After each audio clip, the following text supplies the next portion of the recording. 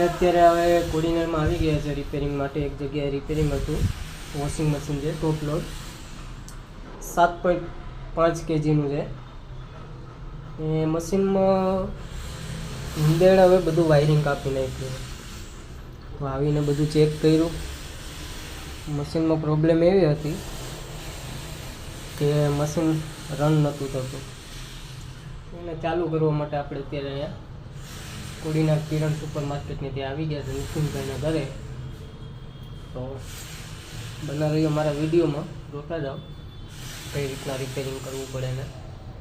Machine છે મિત્રો, smart inverter 7.5 kgનું ટોપ load.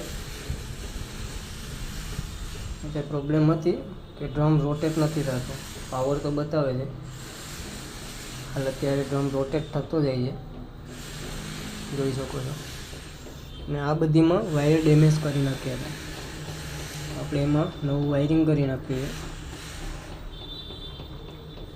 આપણે પ્રોબ્લેમ સોલ્વ થઈ ગઈ છે હવે.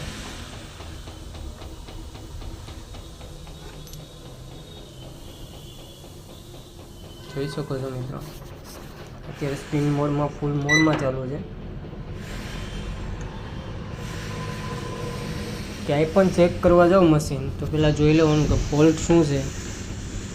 એ રીતના ચેક કરી લો એટલે વાંધો આવે નહીં, ખબર પડી જાય આપણને.